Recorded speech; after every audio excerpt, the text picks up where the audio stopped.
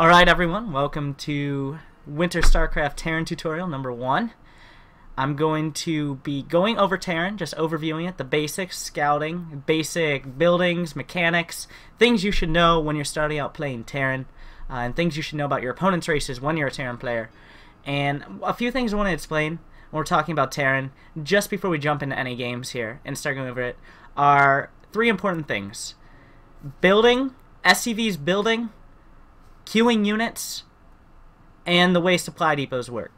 These all kind of tie together a little bit, but as a Terran player, you actually have to take an SCV, which is your worker, that mines your minerals, to go build a building. Unlike the other races, this worker can build only one building at a time, and it has to stay on top of the building. It's actually part of the building, effective. Well, not part of the building, but it builds the building itself. So that means if you want to make 3 or 4 different buildings, you have to pull 3 or 4 different SCVs off the line. So that's something to keep in mind. You can make multiple of each production building. I know it sounds pretty crazy, but you can make multiple barracks, you can make multiple factories, you can make multiple starports in order to produce more units at a time. Another thing I want to go over is queuing up units. What does that mean? Once you decide to create a unit out of a building, whether it be a command center, the starting building, the barracks, which is the first building where you build marines and your basic units, the factory, which is a little bit higher tech, and you build strong ground units, that are a little bit higher power, higher damage than out of the barracks, or a starport where you build flying units. What you can do, you create a unit, and then you can queue up another unit after that. If you are supply blocked, which means you don't have enough supply depots, in the top right corner where you see your supply counter, if you're supply blocked, your unit will not start producing until you're not supply blocked. Unlike as Zerg, or as Protoss, the unit will remain queued up. So if you add another unit on, it adds to the production queue and it takes more of your money because you actually spend the money when you press the queue button as opposed to when you actually decide to produce the unit. So with that in mind, those are just some very Terran specific things. Otherwise, you can go check out my hotkey guide to have an idea of Terran hotkeys, but we're just going to jump into a game here with Terran. I'm just going to go over your basic build. I'll give you a build where you can have early defenses, early scouting, but also be pretty much completely safe against any sort of attacks your opponent is doing, as long as you're watching and seeing what they could possibly be doing. And that's what we're going to be looking for here.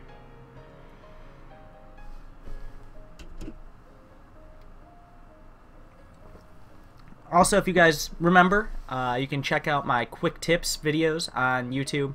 There are some tips oriented towards newer players and some tips oriented towards more advanced players, but there are several Terran tips on there and tips for all races. So if you're a Terran player, you can check that out to pick up a few things. And it looks like we found a game. I'm in the Bronze League on the European server at the moment, but honestly, what my opponent is not that important. What's important is really learning how to start off playing Terran. So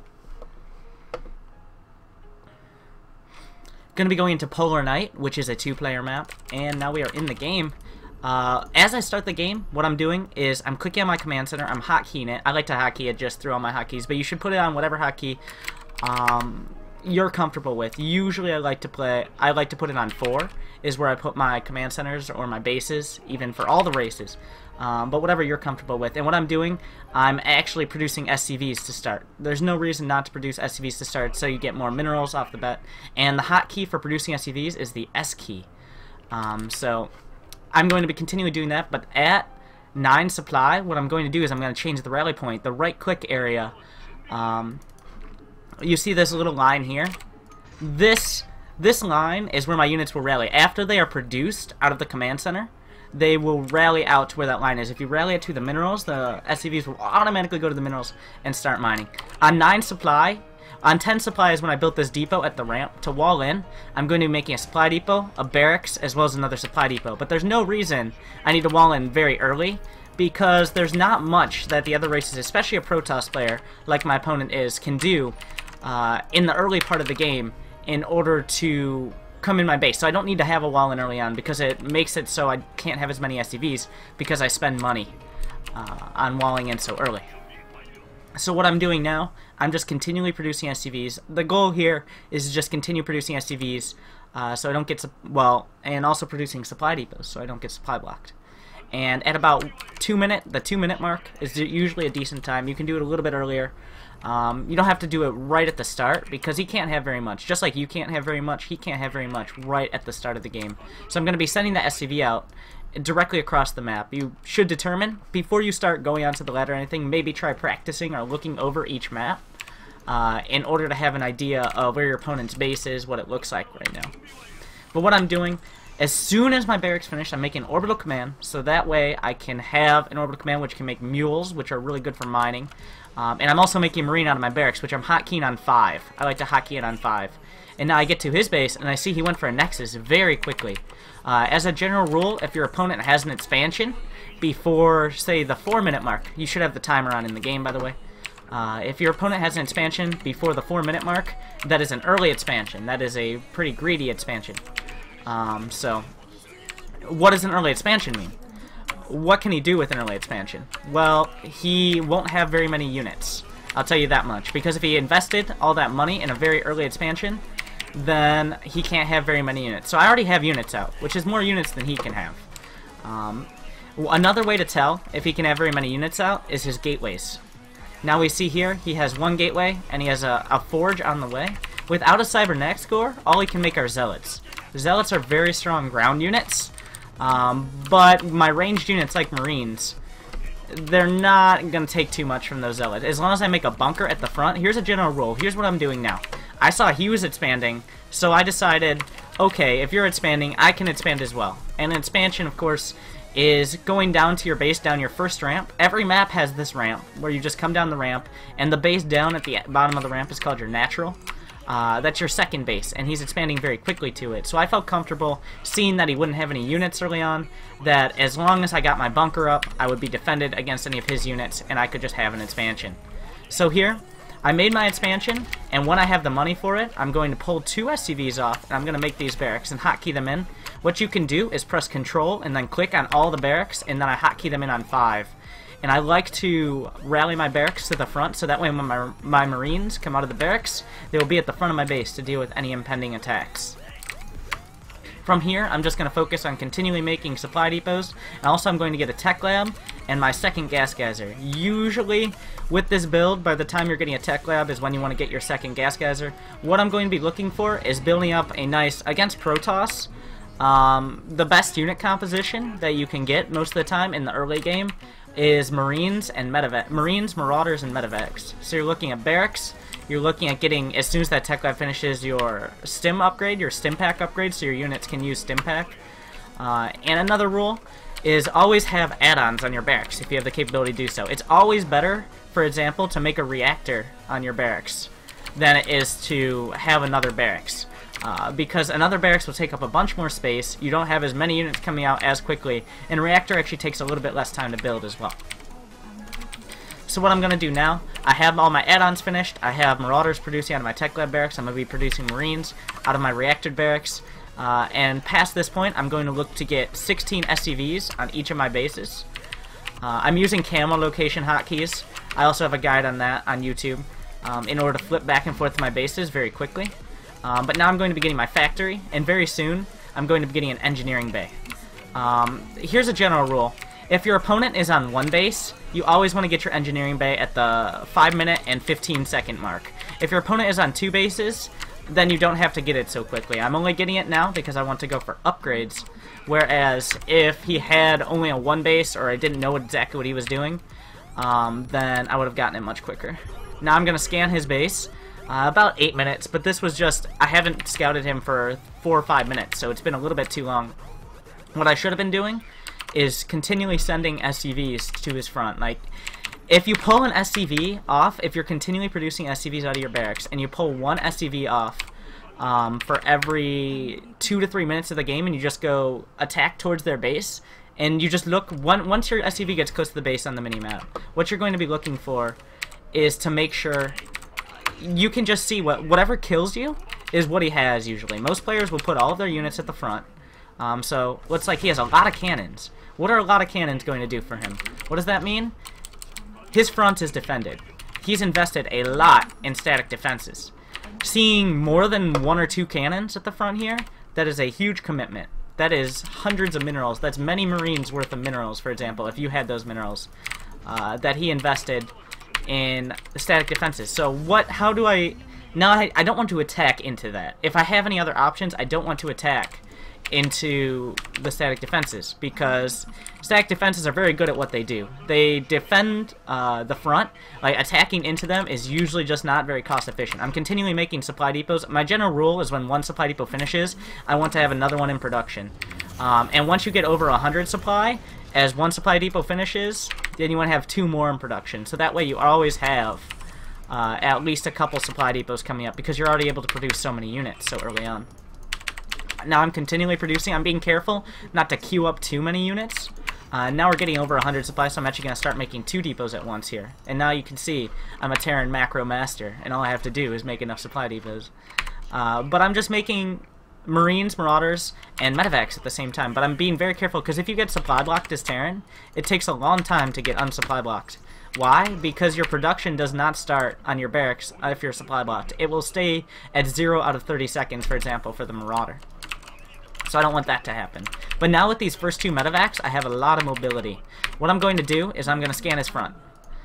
I already see what's at the front, so I wanted to scan the main as well. And I see no big tech units. He's still invested in a lot of static defenses. So behind this attack, I'm going to be looking at a 3rd base. I'm going to be adding on more barracks. I'm just spending my money, because right now my money is starting to go up because I have so many resources, because I've been producing SCVs consistently off multiple bases. So these supply depots finished.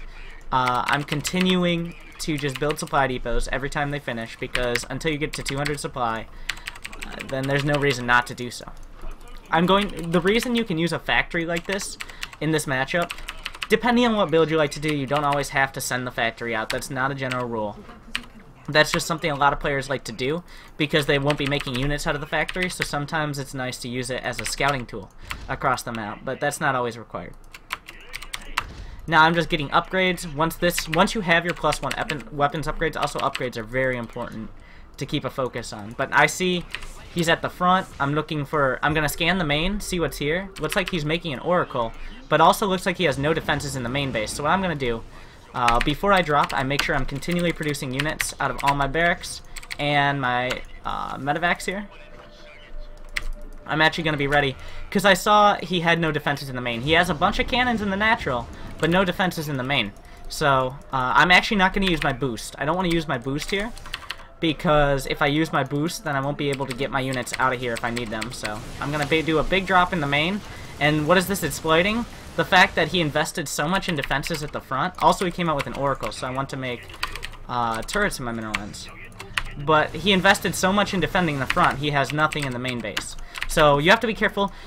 The most important part of keeping multitasking in StarCraft is recognizing when you should be controlling your units. Like right now, there's not much more I can do. Sure, I could like micro and stutter step back this fight, but it would be better for me to be back at my base just producing more units, because if he doesn't have, say, Psionic Storm or Colossus or something like that that does big amounts of damage, then what happens is I don't need to micro my units. It's actually better to not micro your units, go back to your base and go make 10 more Marines, than it is to micro your units and maybe save 5 of your Marines, for example. So in the end, you still have more Marines if you're actually macroing at the same time. So that game pretty much came down to, I scouted early on that he was going for an early expansion, which made me feel safe to go for an expansion myself. I was able to take another base, because he had taken a base so early, there was no way that he could make units to attack my base, which means it was safe. If you can't be attacked, then you are safe, for example. So then I scouted out with my scans, and I was able to see, oh, you have a bunch of defenses at the front. So I knew I didn't want to attack into the front. What I wanted to do was try to find an angle where I could attack into the main, and using the medevacs, I was able to force myself into a good angle to attack into the main. And he just had no defenses, because he was not, unlike me, he was not scouting constantly. He did not see the medevacs coming. He didn't know what I was going for. So that left him in the dark. So that left him completely unprepared for dealing with the attack I brought in. So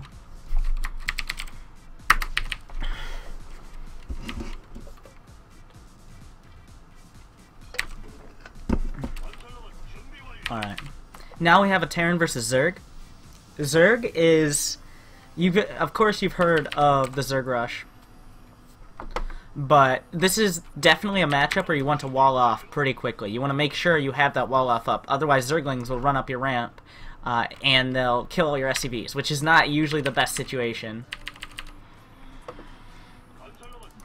But I'm going to be making that depot at the same timing. I'm continually producing SCVs. I didn't stop producing SCVs that game. I just kept making supply depots, SCVs and supply depots, probes and pylons, drones and overlords. That's what you're always looking for as each race. It's very important to get in the habit of doing that.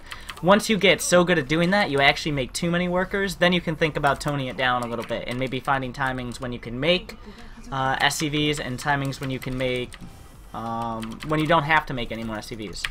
But I guarantee you'll be better off just continually making SCVs than trying to cut SCVs out of your build, for example. So this is a bigger map. Takes a little bit longer to get across, so I'm going to scout out a little bit before 2 minutes. What I want to look for, is he expanding early on? Zerg players usually like to expand early on. This will be the base where he expands. If there's no hatchery there, usually the hatchery first starts around 2 minutes and 15 to 2 minutes and 30 seconds. And I'll be there well after that. So if he doesn't have a hatchery, then I don't really want to be expanding myself. I won't feel safe to do that myself. So, also, I saw a drone coming across, so I'm bringing another SCV at the line to see if he's making a hatchery at my base, and it looks like he is. So this is going to be a little bit of a weird game. This is a little bit of a different strategy, I guess you could say. But I'm just going to make a bunker down here to deal with this. If you see this happening to you, don't panic. Even though he does have, well, he doesn't have a pool yet. I went to his base and I saw he does not have a spawning pool.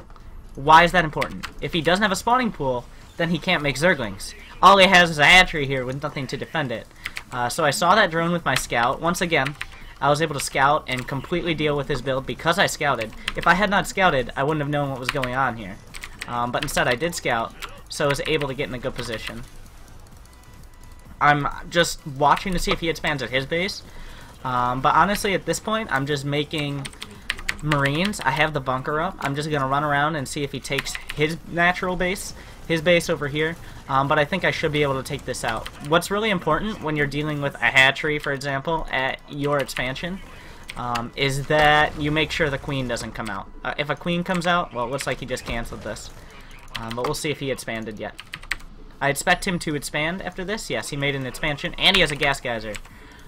So, at this point, I have no gas, but he is expanding, so that means he doesn't want to go all in, for example. If he's expanding, usually that means they don't want to go all in. That means they don't want to just put everything together and make an attack happen, but instead, they're a little bit more focused on making an economy and building workers, which, of course, are not that great at attacking. So, that means I'm feeling a little bit safe early on to put down this expansion.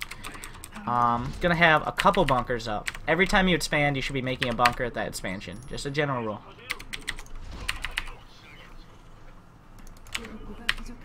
And from here, I messed up a little bit. I got supply blocked. You see 27 out of 27. Your command center does count as a supply depot, but my command center isn't nearly finished. I'm just gonna go ahead. I haven't had any scouting information for a couple of minutes, so I'm just gonna go across the map with an SCV and see if I can get any extra scouting information. He's got some Zerglings coming up. Here's the Zergling rush I was talking about. But honestly, I have enough Marines off of 2 barracks. That's why I don't have...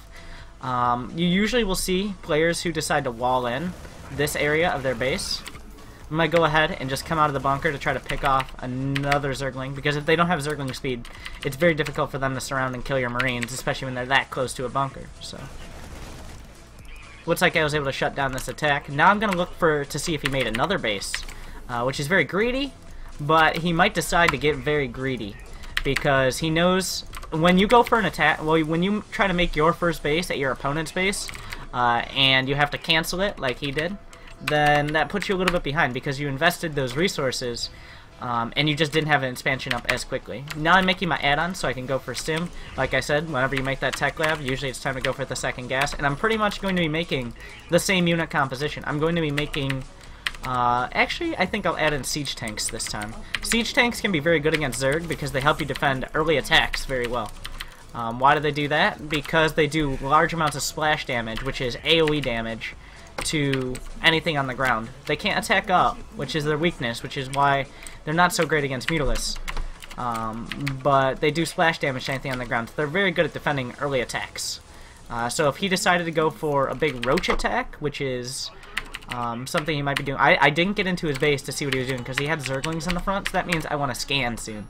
If he didn't take another base, he didn't take this base, he didn't take this one. He technically could have another base out on the map, but it's unlikely. So I'm just going to scan his main base and try to see what he's doing, because I didn't see anything here. I'm going to scan his main base. I won't see everything because he has 2 bases, but scanning his main can sometimes be very good. I see a baneling nest. What does that mean? Alright. Well, he's going to be coming in with banelings. So I want to have a lot of bunkers. Because banelings, it takes a lot of banelings to go through buildings. It's not cheap for banelings to come through buildings. I think he's just going to try to attack in. So I'm going to go ahead. I'm going for the upgrades once again, and I want to keep on top. I'm probably, if he baneling busts me, which it looks like he's doing, I'm probably going to lose at least a couple of these supply depots, so I have to be careful there. But going for siege tanks is definitely a good idea here. Because he only has 1 gas geyser, which means he can't tech up very quickly. And if he makes banelings, he can't really tech up at all, because he's spending all his gas on making those banelings. So having the siege tanks out, there are no air units that can come out. He can't make any air units besides overlords. So, gonna pull these marines back, but 1 bunker went down, but I have plenty to back it up. So even if he brings the zerglings in like so, I should be able to defend this pretty clean. He's trying to run by here. Just not going so well though. So, just gonna bring my marines out of the bunkers. I might lose a couple marines, but it was a relatively solid defense. Because I knew the baneling bust was coming, I prepared myself very well for it, and I was able to just deal with it very easily, just with basic scouting. All I did there was send 2 SCVs and use 1 scan, which isn't that much effort when it comes down to it. So I'm going to have the siege tank now, which I'm actually going to place on the high ground so it can't be attacked very easily. And I'm going to spend my money. Because he went for an early attack, I don't want to take another base right now. Instead, I'm just going to try to get my unit count to a good spot, because I'm on even bases. If you're on 2 bases against a Zerg player who is on 2 bases, you're usually in a very good position. Because Zerg players want to have at least 1 more base than you most of the time. So, gonna go ahead and scan once again, because I haven't seen what he's doing. He has a 2nd gas geyser, and I'm actually going to scan both of his bases. He has not very many drones at this base. What does that mean? I definitely am ahead. I have a bigger economy. What does that mean? I can make more units, but the only thing that threatens me is if he has a big amount of units right outside my base. So what I'm going to do, I'm going to send an SCV out. I got my +1 attack finished. Usually you want to go for attack before anything else. I've got a 2nd siege tank as well. The siege tank I'm going to put over here, so it's a little bit harder to attack into, but it looks like he just went for a bunch of units. So I'm just going to continually make siege tanks and marines and marauders with medevacs as well. I made the reactor on here so I could make some extra medevacs, and now I have pretty much full saturation.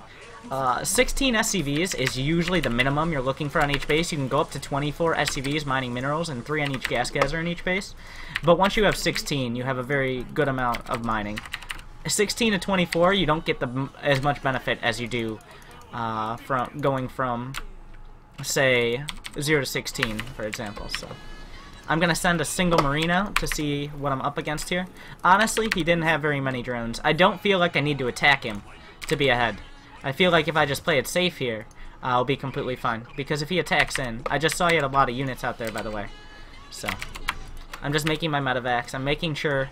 Another threat could be a Nidus worm, so I'm making depots on the edge of my base, so that way I have vision to see if a Nidus worm comes in. So you can actually pull, if you see the Nidus worm as it starts, you can actually pull your SCVs to deal with it. A Nidus worm is something Zerg can make off of lair tech, for example. So now what I'm going to do, I'm only going to move out with a handful of Marine Marauder in order to try to draw him in to fighting me here, and just target down some of his banelings. If he goes into siege tank fire, he will lose mostly everything. So, and I was able to. Why did I only move out with a little bit of my army? Because I can lift these guys up into medevacs. So I'm gonna scan, see what he's going for. Scan both bases because I have a better economy. I see nothing that can threaten me. He has no tech that can threaten me. He has no mutas. I just killed most of his army, so I'm gonna salvage most of my bunkers, unsiege my tanks, and get ready to move out. Going to get my 3rd base on the way. That's something you can usually do when you're attacking, especially if you're banking this many minerals. You should try to keep your minerals and your gas geyser, your gas count below 1,000 before you max out. That means you're spending your money pretty efficiently, as long as you're not queuing up a lot of units. So as I move out, I'm going to send a couple Marines out ahead of me, so that way I don't get caught off guard by, say, a bunch of banelings or something, because I always know what's ahead of me. I always have the time. I want to have the time to siege up. That's really important, because if I'm not sieged up, my siege tanks aren't very good. Siege tanks unsieged are not very good against Ling Banling, but when they're sieged up, they become extremely good. I'm keeping my units back at home in case he counterattacks. I don't want to rally across the map, but let's take a look. He has a few units, so I want to be careful. I have a scan on them, though, so I'm just going to start moving forward with my siege tanks. I have a nice spread here. I'm honestly right outside his range, so I'm going to click my Marines back past the siege tanks. There we go. And that should just about do it. He got one siege tank, but I was able to keep the mass of my Marines alive, so... Oh, gotta be a little bit careful here about splitting Marines, but... I was a little bit sloppy there. You should never, especially when you're right outside his base, you should never unsiege all your tanks at the same time. Just one or two, or at least like a third of your tanks at a time. But never, if you have 6 tanks, you only unsiege 2 of them. If you have 8 tanks, you only unsiege 3. Maybe, yeah, usually just 3. You never unsiege all 8 of your tanks at the same time, because that gives them a really good opportunity to kind of come in from an angle you don't expect, if you're not ready. So.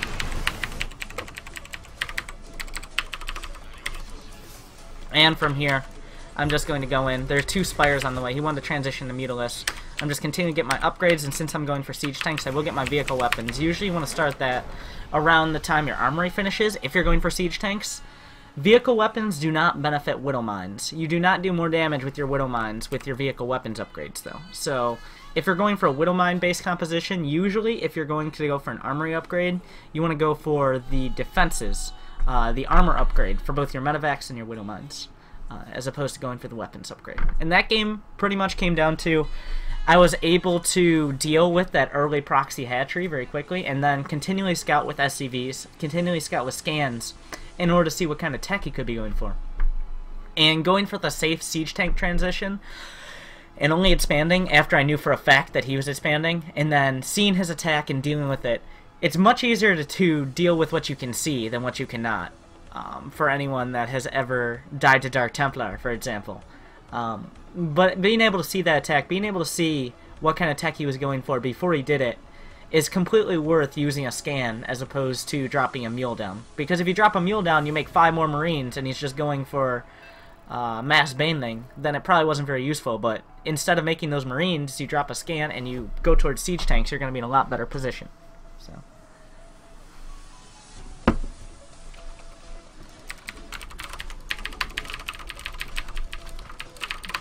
Alright, I'm going to be going for, well, this is Terran versus Terran. Now we've gone through all 3 matchups. It's actually kind of convenient that we got to look at every matchup here.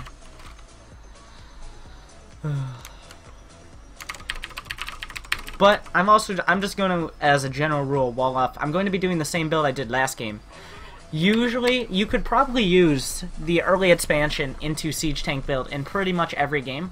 I wouldn't recommend expanding before 2 barracks. Especially early on, but instead just making a couple barracks, you can have the Marine count in order to expand safely. But you can pretty much use Marine, Marauder, Medevac, Siege Tank in every matchup. It's very solid, even against Protoss. A lot of people say, no, Siege Tanks aren't very good against Protoss. Well, Siege Tanks can be amazing against Protoss. You don't have to focus on making Siege Tanks, but having a few Siege Tanks will never really hurt your unit composition. So...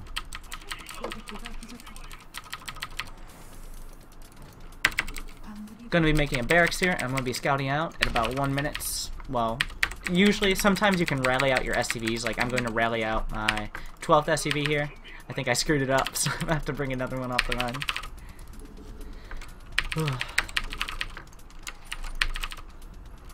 Alright, from here, what am I going to be doing? Well, I'm going to be looking to see what he's doing. In Terran versus Terran, there's a little bit of a wider variety of builds, especially in the early game, than you'll see in the other matchups, because the other races, Protoss and Zerg, both can't attack Varamp very easily, while Terran has a lot of options in the early game to attack you with 1 base of units early on. So I'm just going to go for the 2 barracks again. I have enough Marines to move out with, get my orbital command as soon as my barracks finishes up, and that is a... Good luck, have fun. 2 minutes and 30 seconds in the game. Looks like he's already walled off. I'll kill his SUV. The fact that he's already walled off isn't that big a deal. Some players will wall off very early in order to not use scouting information. I'm actually going to stay here because his barracks was finished at the same time mine was. So if his marine, he doesn't have a marine coming out. Oh, he does have a marine. What does that mean? Because there are only two things you can make off of a barracks that doesn't have an add-on on it, whether it be a tech lab or a reactor. A marine or a reaper. And he did not make a reaper. So what does that mean? I don't have to worry about reapers jumping into my base, which is very nice. Now what I don't know is whether he's doing any sort of early attack. Just because he made a marine first doesn't mean he doesn't have a gas geyser.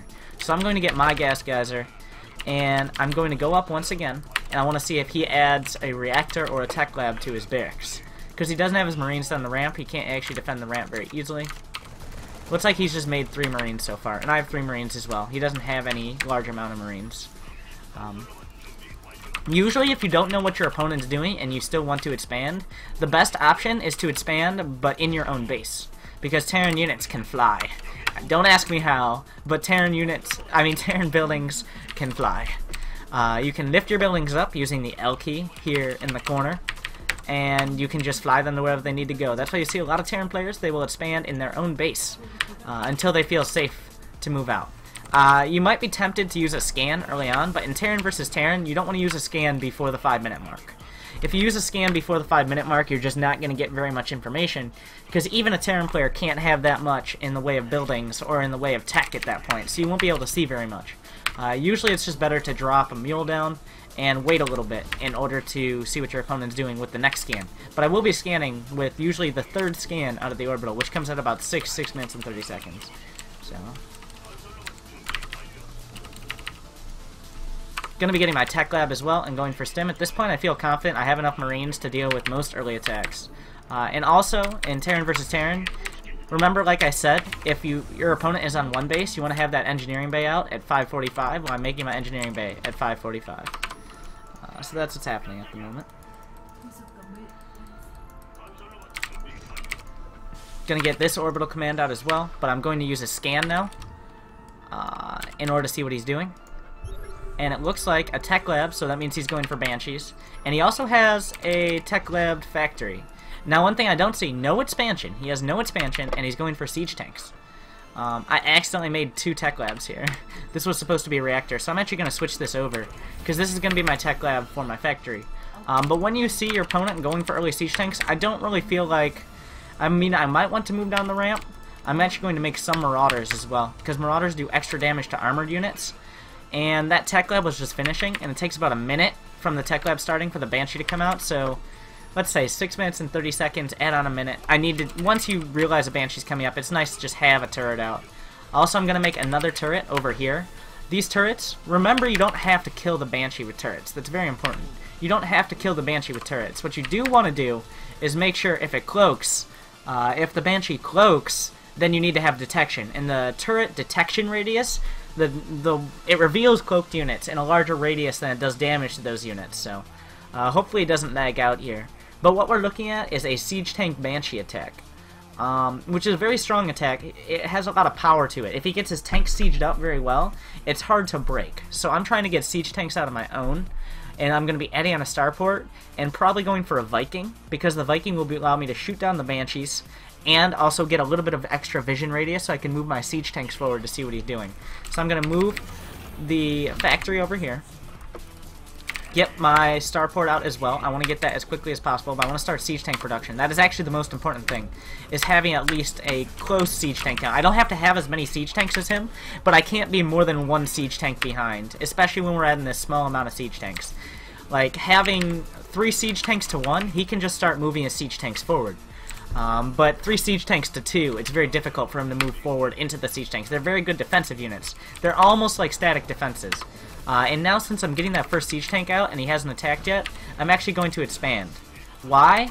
Because it's a little bit easier, actually, for me to defend this low ground base, this base down here, than it is to defend in the high ground. Because if I just let him walk up to my ramp with siege tanks and a Banshee, he's going to have high ground. He's going to have vision, and he's going to just contain me at the top of my ramp. I'm trying to make sure he cannot contain me, because my advantage right here, oh, I have my stim upgrade already, though. So I'm going to target down the siege tank and fight all these units. Oh, I almost screwed up there. What mistake did I make that you guys can tell? Well, it looks like he actually dropped with the medevac to get out. But also, what mistake did I make? I didn't scout forward. I didn't send the Marine forward.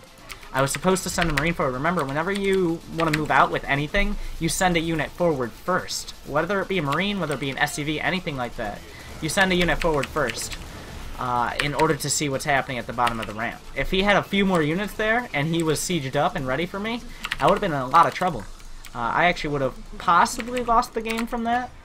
That was just not the greatest situation. Somehow he slipped out of his base, though. I think he used a medevac to take units from his base and move them down. But I'm not entirely sure. Also, I got a little bit supply blocked here, which is a mistake. And I'm not adding an add-on to my starport yet because I don't really have enough money. If I'm not fully saturated on 2 bases, I don't really have enough money for all these extra production facilities, but we're very quickly moving towards being saturated on 2 bases. Saturated means having at least 16 SCVs, for example. And what I'm going to try to do is make sure I have Marines at each watchtower to see if there's a Banshee coming in. I'm also going to move the Viking to the outside here so I can defend against drops a little bit easier.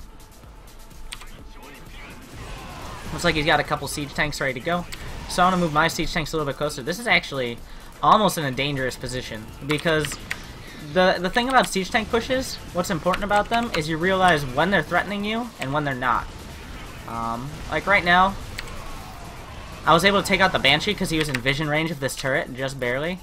And now that he doesn't have vision, oh, don't want to lose the siege tank, but I want to get the siege tanks in position so if he tries to move out, then if he tries to move in any further, also I'm bringing the Viking in. But once again, I didn't have scouting of his army until I went to the watchtower. He has another set of Marines coming up, but I'm slowly starting to drive this back.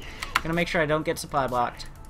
But yeah, just slowly starting to drive this back. And I have the Viking in position. What I'm gonna do right now, what's really important to me, is whether he has an expansion. And he does have an expansion finished. What does that mean? That means this is not all in. This means he has a transition here. This means he can do something besides just continually attacking with siege tanks. So him having that expansion means I will probably want to attack soon. I'm continuing my upgrades. I'm actually going to go for my armory as well. Got my concussive shells out. I'm going to try to keep tabs on those siege tanks. What you can do in order to deal with siege tanks very easily is drop right on top of them. As a Terran player, this is something you can do.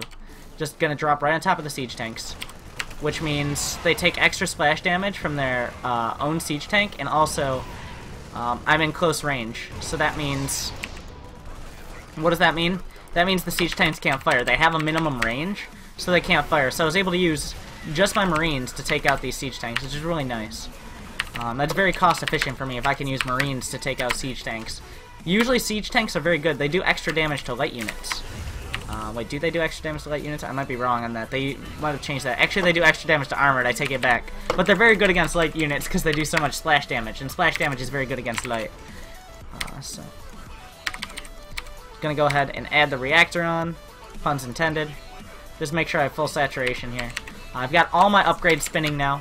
Once you have 2 engineering bays and an armory, but all upgrading at the same time, you're pretty much in full upgrade mode. That's where you want to get to. Especially by the time you take a 3rd base, which is what I'm doing now. But by the time you want to move out with your 3rd command center, I like putting up sensor towers. Why? Sensor towers give you a large circle, well, you'll see in a second, but you can see any units moving into that circle. You don't know what they are, you don't have vision, but you have notification that the units exist. So it allows you to prepare for any impending attacks. It allows you to get in position to deal with drops a little bit earlier. Now I'm making the same mistake again. I think I accidentally just stimmed all my units. That's a pretty big mistake. But I do not want to stim into a siege tank line here. Once again. Oh, able to take out the Banshee. And now we have a unit out here as well. I'm going to get the Viking to it. But now I'm just putting my units together. Keep the Marines in front. Let's take a look at his front. He has 2 siege tanks, but not much more than that. As long as you spread your units very well against siege tanks, it's usually not too bad to deal with. Does he have another base? Oh wow, he took another base. That's very greedy. But I have a lot of siege tanks with this army composition, so... I'm gonna scan one more time. And I'm going to do the same thing once again. I'm going to drop on top of those siege tanks. It's a little bit... You don't always have to do this. When you have overwhelming units like I do, I'm going to spread my units out a little bit so they don't take extra damage to the siege tanks, but Just gonna start dropping on top of the siege tanks and just clean this up. You want to have a few tanks sieged up. You don't have all your tanks sieged up until you know where you want to fight, though. So I'm just bringing my siege tanks forward, and now at this point, I see there's no units threatening me right now. I went back to my base and I started producing units again. That's when you want to start producing units. As soon as you know you have a little bit of time, like if I see he's not about to come fight me, if I see there's not an army coming down the ramp or stimming in to try to kill me, then that's the time that I want to go back to my base and make more units. So that way when the time does come to fight, then I have units to reinforce my army, instead of, if I eventually lose my army because I'm at his base and he has a defender's advantage, I might not be able to win the game right there. Even though I did right there. I want to go back to my base, and I want to produce more units, I want to get more supply depots, I want to produce more SCVs, and have my upgrades continue. And that's really important.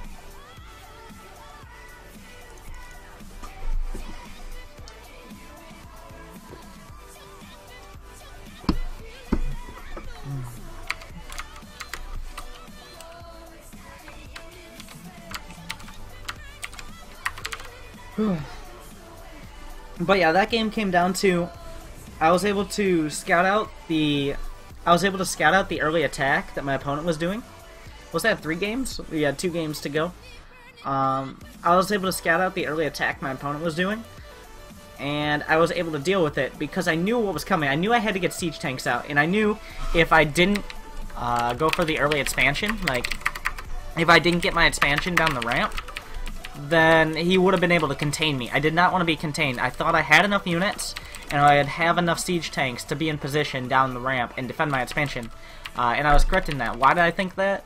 Because once I have siege tank production, then once you have siege tanks out and you plant your siege tanks, it's very difficult for him to attack in. So I wanted to have that defender's advantage, not up my ramp, but at my expansion. So that way I could get more money, so that way I could make enough units to finally kill his push. At first, my goal was to make sure I didn't die to it, which was me producing siege tanks, making bunkers, and putting up turrets. But eventually, once my expansion starts to mine, once I start to get a lot of extra money to produce more units, my focus shifts from defending the attack to dealing with it. And that's what you saw once I cleared out the siege tanks. So. Now, once again, I'm just going to be going for the safe 2 barracks expansion.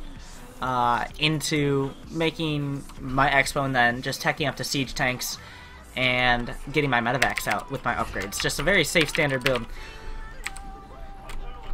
I guess you could say standard is any build that you have everything you need to deal with any attacks your opponent could come out with, but also still having a transition. What is a transition? It means you can go from one set of units, one tech path, to another, or you can take another base. Or you can get another wave of units out. Instead of just like making an attack and all in, which is when you just, this is the only attack you can do. If you lose this attack, you have nothing behind it. You don't have anything else you can do. This isn't an all-in build. This is a build where even if you do an attack, you always have something behind it ready to either fall back to or to follow it up with, which is really important if you want to learn to play longer games out. Alright, I scouted with my SCV relatively early on. I'm going to get my second barracks up. But I see he's going for an early expansion, so I definitely want to get my expansion down relatively quickly. After I get this second depot, and I have 400 minerals, is when I want to do this. Now I'm in his base, and I see he's going for a spawning pool, but only after his expansion was planted. My hatchery takes a lot longer to build. It takes 100 seconds, and a spawning pool takes 55 seconds. So that's usually why you see Zerg players make the hatchery, then the spawning pool, even if they look like they're at comparable times. One takes a lot longer to build. I'm going to go down to the expo now, my expansion. I'm going to plant the command center on the low ground. I feel safe to do that. Why? Because he can't even have Zerglings out yet. Because his spawning pool isn't finished. Until his spawning pool is finished, he cannot produce Zerglings. That's how Zerg works. They have to have the building like a spawning pool, which allows them to produce Zerglings before they can do so.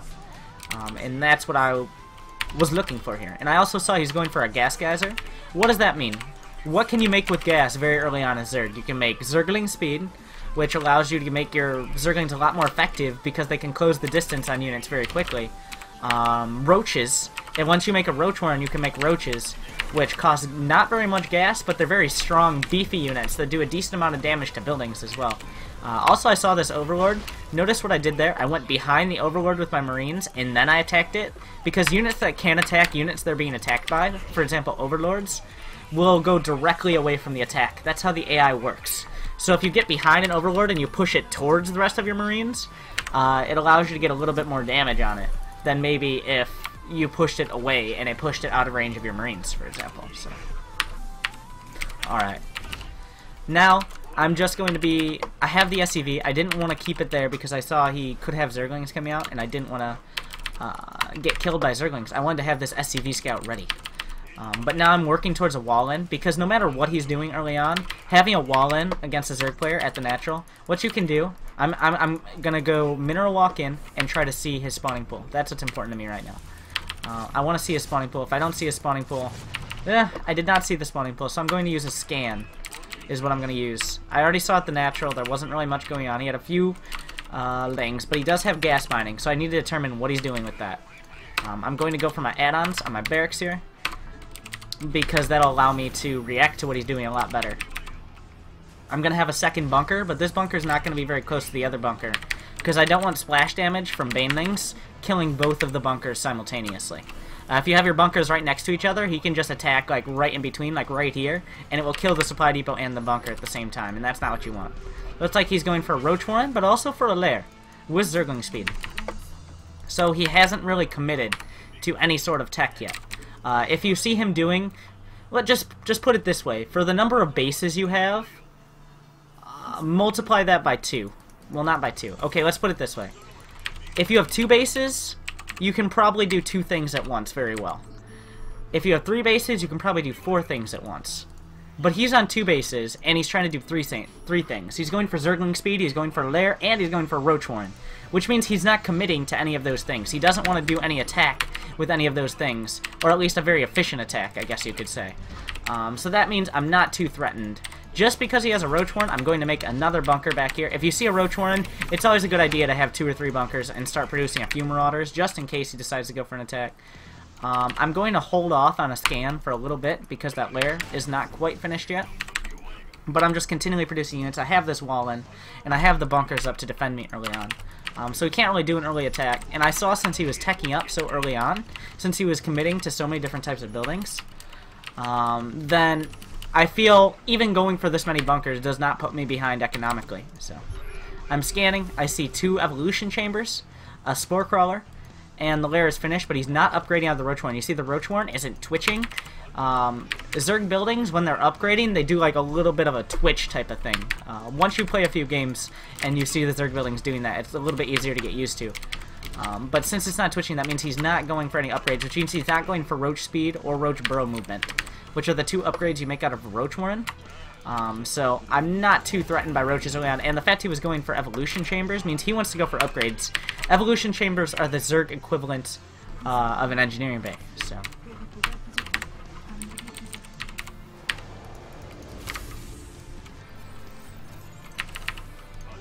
From here, I'm just continually producing units. I'm continually producing my supply depots, remember? Every time a supply depot finishes, you want to have another one on the way. I'm going for my reactor here, and by the time your reactor and starport finishes, you have to try to decide. Like right now, I'm going to see if he has a 3rd base. There's no 3rd base here. I'm going to send an SCV out, though, in order to determine if he has that other 3rd base. But now I'm trying to think, okay, what type of tech do you want to go for? A general rule, if you don't know what he's going for, especially by the 10-minute mark, and he has a lair done, it's always a good idea to just make turrets. Why? Because if Mutalisks come in, Mutalisks, flying bats of death, in other words, you've seen them before, Jadong likes them. If they come in and you don't have any turrets in your mineral line, you could just lose the game right there. And also I saw a lot of Zerglings, so I'm definitely feel justified in going for my siege tanks now.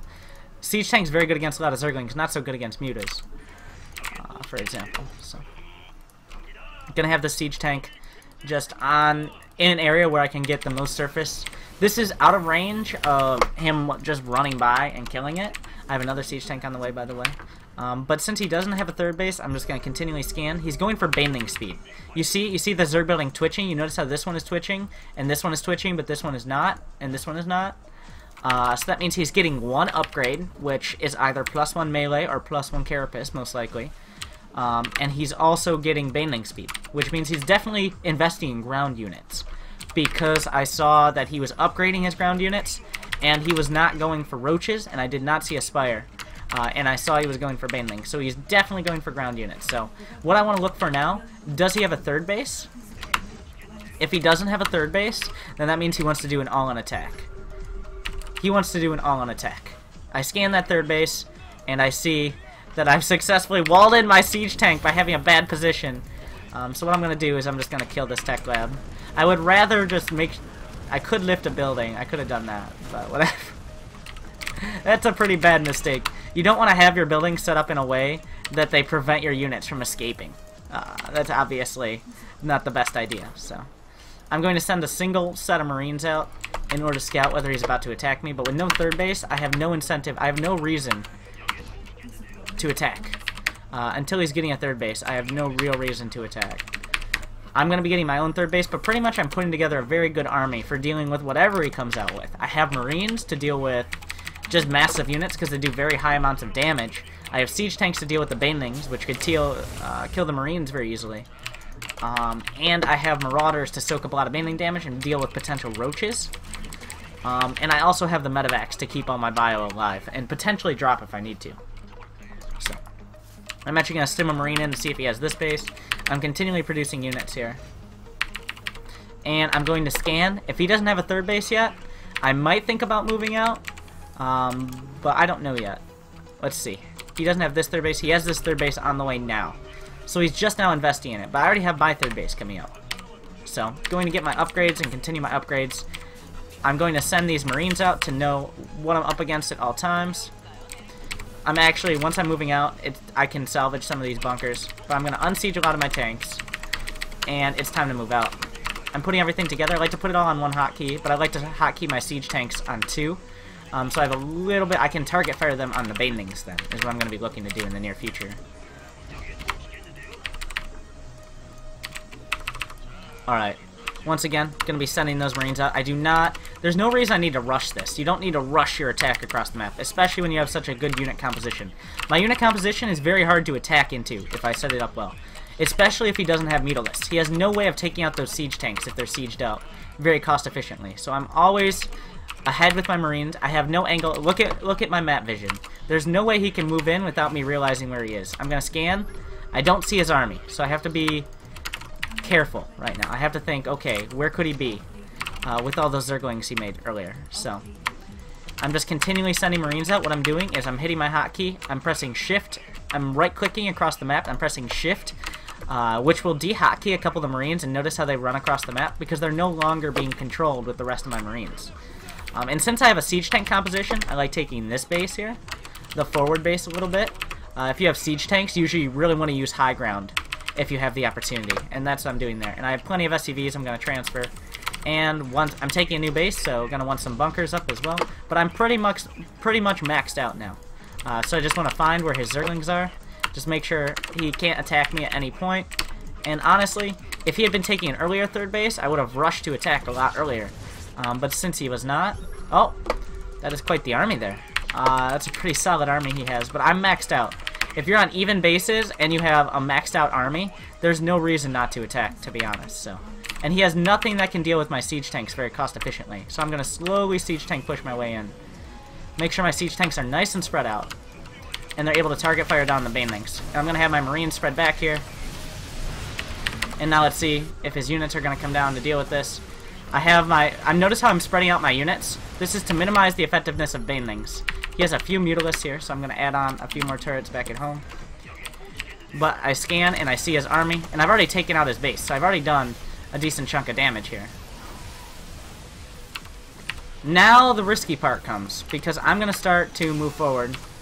What I want to do is be continually scanning. There's no reason, like I said, never move more than a third of your siege tanks simultaneously.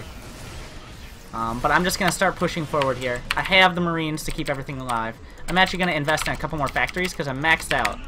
I have 200 out of 200 supply. I can't actually make any more units, so.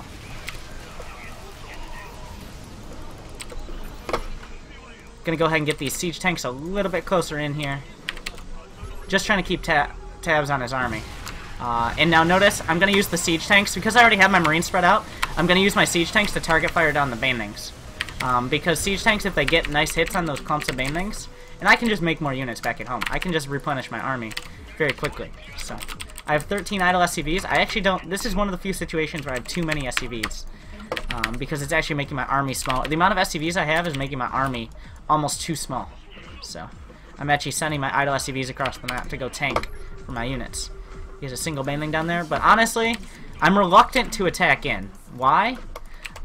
Because if I attack in and I lose everything, that's the only chance he has to counterattack. Like right now, I could just retreat with everything. That's what I'm going to do, actually. I'm going to set myself up in a better position. I'm going to wait until he attacks across. That's what I'm looking for right now. Waiting for him to attack. Now I have my tank sieged up on the high ground here. And target down the banelings right in the middle. So that way he doesn't have very much baneling damage to speak of. But yeah, I'm just targeting down the banes, and I'm standing and fighting because I was able to target down the banes with my siege tanks. And now my bioforce is just far too strong. And now you see, I switch over to my production hotkey, and I tab through my production facilities in order to cycle through them, and now I'm able to remax out very quickly.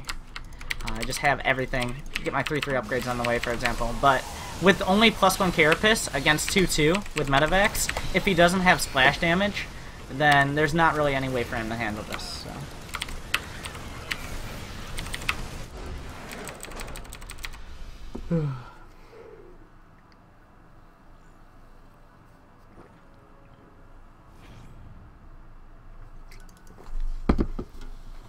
But that just came down to I was constantly able... I didn't feel pressured to attack. You don't have to attack.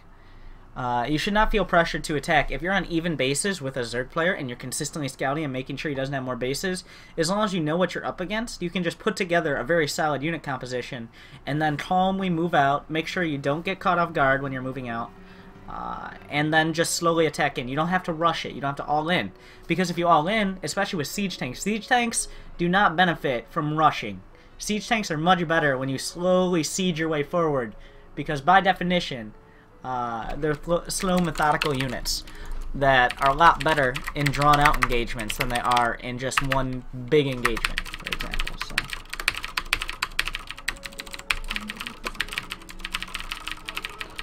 So. Alright, for the final game of the Terran tutorial here, or at least the starter tutorial, it's going to be a Terran versus Protoss. I think we really covered a lot of the topics here. I'm actually, since I'm doing this live on Twitch, this is the point. I'm going to spend this game answering your questions about Terran. If you have any basic questions about Terran, go ahead and throw them out in the chat right now, and I'll be answering your questions throughout this game. I'm going to be doing the same build that you saw in the last few games here. That it's just to show you don't have to have a build order. I haven't been really following a build order so much as just kind of having a game, having a game plan. Having a game plan is much more important. I have a couple barracks early on into an expansion, determining what tech he's going for, and then tech to deal with that. Whether it's going for siege tanks a little bit quicker, or maybe it's going for drops earlier on. It doesn't really matter. The build order itself is not that important, but how I react to what my opponent's doing, how I get my scouting information is. So.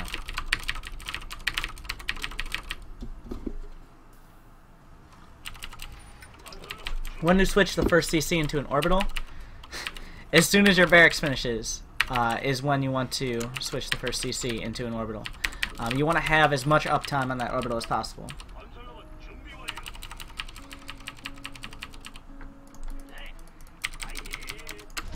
I'm adding on that second barracks just so I can have the marine count out early on.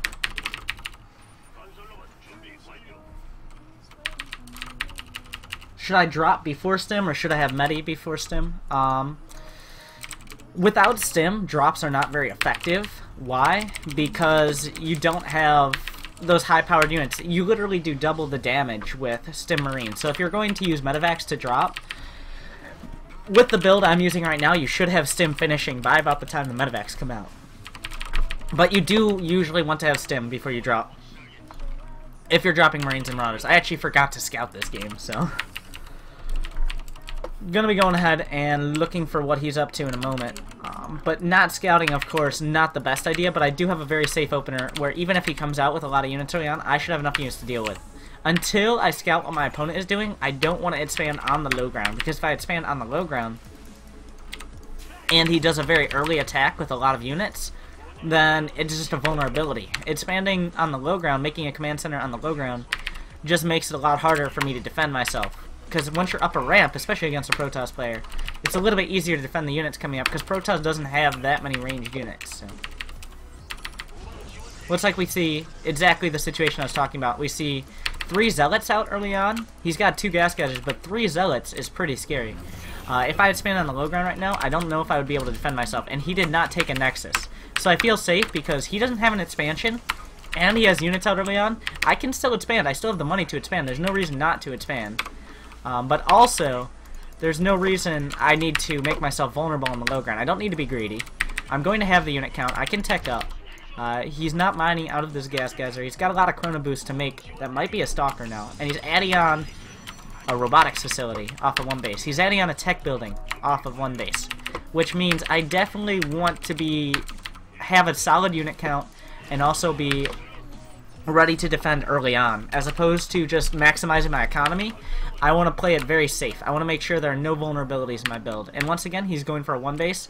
The robotics facility could make something called a warp prism, which allows him, it's kind of like a medevac for Protoss. You can drop units out, but you can also warp units in, like off of a pylon. I'm a little bit supply bots here, but I do have my command center finishing, which will serve as a supply depot. I'm not going to move. I'm going to send another SCV out. I like using SCVs to scout, especially against not an early expansion, but heavy unit build, because that way you don't take away from your army size when you're scouting, just your SCVs, and you're already ahead in economy a little bit, so it's not a big problem to lose a few SCVs to start. So, gonna go ahead and be mining from all my gas, teching up a little bit, but I do have 2 gases, so I can go from my factory and stim almost simultaneously. But yeah, here once again, going to be scouting out with the SCV, try to see if he has an expansion.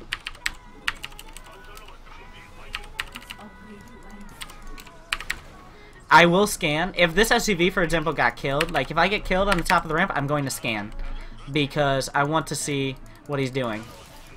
Okay, I didn't see everything. I want to scan, and I see he has a forge, which means he can make cannons, and he's probably not that interested in early attack. If he's making a forge cannot be offensive, unless it's in the very early game and it's a cannon rush. So there's no real offense capabilities from a forge. And the fact that he's going for a forge means he wants to play a little bit more defensive than I originally thought. I'm going to keep the bunker on the high ground. There's no reason to salvage my bunker on the high ground here. But also, I'm just going to get the bunker. I think I'm going to go for 2 bunkers on the low ground, because he still hasn't expanded. So I just want to play it very safe. I don't want to get caught off guard here. So as long as I don't get caught off guard, I feel very confident, because I have 2 barracks producing, and he only has 2 production facilities. So we can both produce about the same amount of units, except I just have a little bit more in the way of bases. I'm going to split some Marines off to go to the watchtowers here, and also I'm going to have a Marine outside my base just to see if he's coming in with anything. I don't want to move out with everything, though, because if I move out with everything and he comes in with force field, or he comes in with any sort of thing, force field, Colossus, Void Rays, anything that I don't have the army equipped to deal with, and I'm just out on the map for no reason, I'm kind of just putting myself in a bad position when I don't need to be. Like right now, I don't need to be going to harass him, because I already have more bases. I don't need to do economic damage. Here's this big attack coming out. I have my depots finishing, once again. Something you can do against Protoss is put supply depots in front of your bunkers, because they have Zealots. Zealots are melee units. They have to be up on top of that bunker in order to do damage. If you put the supply depots in front of the bunker, it makes it so the Zealots can't do very much damage to the bunkers. It makes it a lot harder for them to attack. So that's what I'm going to be exploiting here. I'm actually going to make... Well, I'm going to be getting my next barracks here. It looks like he's going for the attack. I had the Marine at the watchtower. I know exactly what he's doing, and I have a Marine at his expansion. So that way, even if he tries to expo in a second, I will be able to block it. So I know this is off of one base, so I just want to play it safe. I have all these SCVs. I'm going to put them behind the bunkers and put them on auto repair. How do you do that? You press Control R, or you right-click the repair button here, and you can maximize your effectiveness. You don't even have to be the one repairing. They'll do it on their own. You don't even have to worry about it. It's pretty much fire and forget at that point, which is really nice. Now I'm just watching for the attack coming in. I'm going to send one Marine right outside the front so I know to have a little bit of preparation so I can use my stim upgrade. There's an observer right here. You see the little blip on the map? Alright, I'm going to go ahead and try to snipe off that observer now. Where did it go? I don't see it anymore. I'm going to have just 4 Marines in my main to deal with that. But I see no attack coming out yet, so... Gonna start my siege tank production. I have my barracks on the way, but I'm still well defended against this attack. I feel confident. One thing that could be happening is a warp prism drop, though. So I want to be ready for that, if possible. I have a few Marines in the main base, and it looks like here comes the attack. Now we see the attack in the front, so... gotta be ready to stim here, and I have my medevacs out. The best defense against any one-base immortal attacks, as a Terran player, if you see immortals... If you see he's going for one-base attack and you can get medevacs out without sacrificing too many units, that's your best bet. Because medevacs are very good, because you can just keep stimming. Usually, if you stim, that's permanent HP loss. That's usually why you don't want to stim too often as a Terran player in the early game, even if you do have stim researched, because... Oh, looks like I was able to deny the expansion once again. That's because you lose the HP on your units, because every time you stim, you lose 10 HP, which is pretty significant over the course of 2 or 3 stims. Then your units are at half health and you have nothing to heal them. But instead here, now you have your medevacs out and you can just stim at will, which effectively doubles the damage output of your units. So it's very important to have. Looks like he came back. I'm going to go ahead and use the Marine to scout forward, and I'm tentatively going to move across the map, because now I have medevacs. I feel a lot less like if I move out, it's an all-in move. Because with the medevacs, you can both keep your units alive a lot longer. They can stim to run away, because it doubles your movement speed, and you can boost your medevacs to run away as well. And it looks like he wants to expand now. So what I'm going to do, I'm going to go ahead and scan his army. That's just one siege tank, and one Colossus, and I have siege tanks. So I'm going to make sure, as I move out, I already sent my Marine out, remember? You always send something ahead. Like right now, I see there's a Colossi right there. I can take out a Colossi. A Colossi isn't that bad. That Colossi is a little bit... This is what the Marine does. Like, otherwise, before, I wouldn't have been able to exploit this, but I sent the Marine out in time, so he's going to do a Colossus drop, it looks like. I'm going to kill... It looks like he wanted to do a Colossus drop, but I caught him out on the map because of the Scouting Marine. The Scouting Marine actually just got me a Colossus and a Warp Prism, which means his army back at home, not looking so strong. So... And I think he's moving into the main because he thinks I might try to drop here, which could be an option. But at this point, I'm just going to siege up a little bit out of range. I don't want to be right there. It's going to take him a lot to snipe this off. I want to make sure. I accidentally brought a couple SCVs, so I'm just going to start to bunker up. With siege tanks, you want to bunker as much as you can. That's why a couple SCVs can't hurt, usually. Just going to take out these pylons. I'm not very focused on siege tanks. I just have them because they can help defend all-ins pretty well. And I had the factory to make the medevacs, so might as well make them, really. Gonna move the siege tanks up here. Scanning, so I don't have to risk my medevacs. If he moves down the ramp, though, he will get crushed. Just gonna split my units a little bit. I'm actually gonna use my siege tank. Oh, well, looks like I was able to crush it here. But remember, the medevacs, of course, do a lot to... If he doesn't have a lot of splash damage, only one Colossus is not enough to go through several medevacs, and I just had the upgrades, so... but yeah, that concludes the first part of the Terran tutorial, my first Terran tutorial. I hope you guys enjoyed it. If you have any questions, you can leave them in the YouTube comments. And also, of course, you can check me out on Twitch as well. This was filmed on Twitch, live in front of everyone watching the stream, so if you ever want to check that out live and ask questions, you can do that. But I hope I explained a lot about Terran there. I hope you have a little bit of a better understanding of the Terran race, and maybe feel a little bit inspired to try to start playing it, or at least understand it better, and how to beat it if you're a player of the other races. So, thanks everyone for watching. Make sure to like, subscribe, and leave your comments and ideas and questions below.